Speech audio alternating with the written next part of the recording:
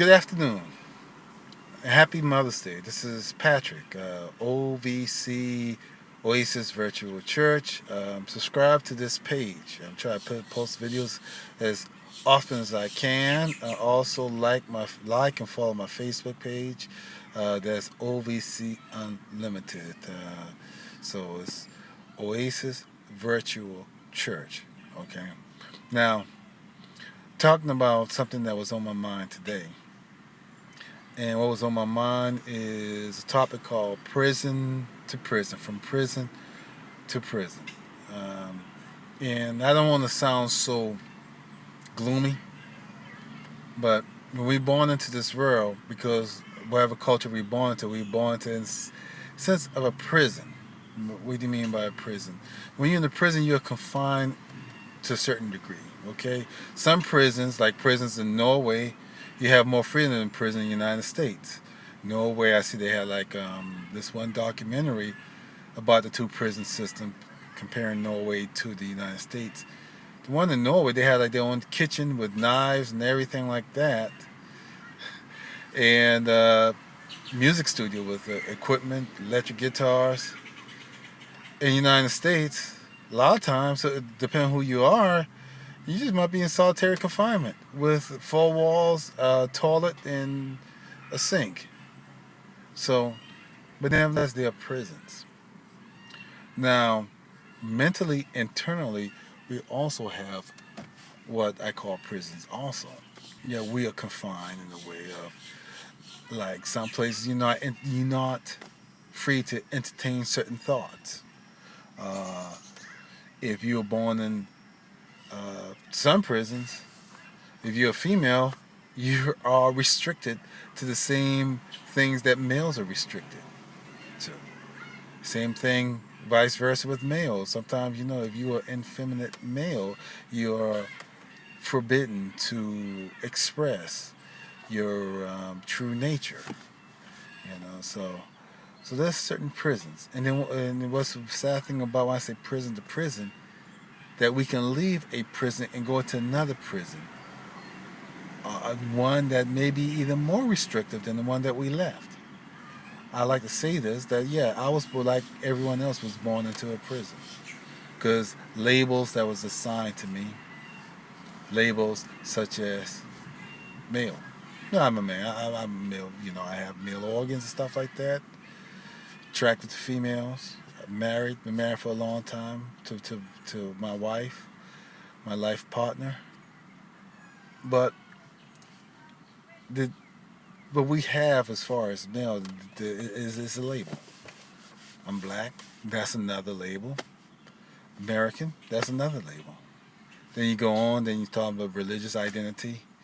You start talking about regional identity. So there's a lot of restriction that comes in. Even family identity comes in, that will restrict somebody. If they're not careful, they'll stay within the boundaries or within the prison walls of that. Well, later in my life, I became part of a religious mindset that was more of a cult that restricted me far more. No television, no facial hair, no just if you want to have sex, you gotta be married, and because there's probably not that many available women. You have to marry someone within your faith that you like and have, so you have to deal with that. Another prison there. Some people say, well, no, that was freedom. No, that was prison. And then you have to think about the coercion of that prison, of certain things. Women couldn't wear makeup, couldn't wear dress, couldn't wear. Had to wear dress. Dress had to be down a certain length, below the knee. Just a lot of the crazy things. Men couldn't part the middle of their hair.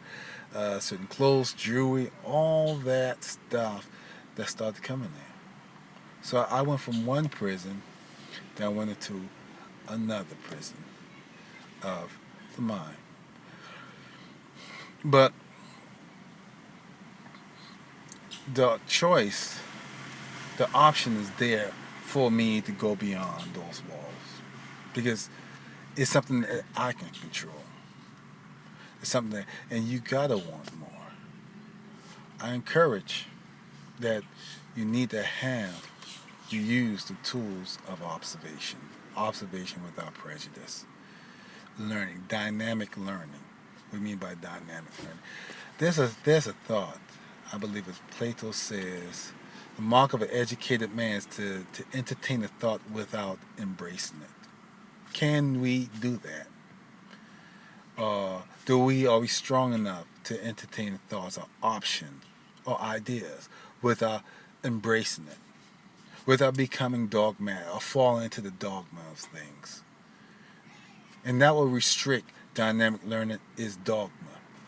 And one of the traits that I want to make sure that's part of what I'm doing now is to be dogma free, because we don't have to be. That's the option of of the work that I'm trying to engineer here. I'm trying to build a paradigm. A paradigm. I have my own paradigm that is individual, that is me, that I have to live, that I have to breathe in. But I want to build a collective paradigm so that people who are smarter, more gifted than I am, can come in and we can learn from each other. And someone has to do it. Someone is doing that right now. Someone is doing. That's the thing about it, is that we have the option of being the social engineers of our dwelling. What do you mean by social engineers? This world that I'm living in. My parents grew up in the segregated South, Jim Crow. They grew up where it was by law that they had less rights because of they were born the color of their skin. Something that they did not decide at birth, at conception. But yet, the government says, you know what? We're going to make sure by law that people who are this racial identity of skin color will have less rights, less social mobility than the people of this race or this skin color. My government decided that one time before. They created it. They were the social engineers. Of course, what effect did that have on us? Well, most of my relatives, my great grandmother and grandfather, 3/4 of them moved out of the state. 3/4 of them living in Virginia in North. Well, what effect does that have to do? That kind of like had a huge effect for our property down here in the South. That's what I'm talking about. And so when I talked to my parents about one time about all of this segregation, all of this racial crap that was taking place, and I really wanted to kind of how I feel about this, they said, we thought that's how the world was supposed to be. And when they're telling me that, because it was a certain paradigm, the social engineers were able to convince a lot of people this is the way things are.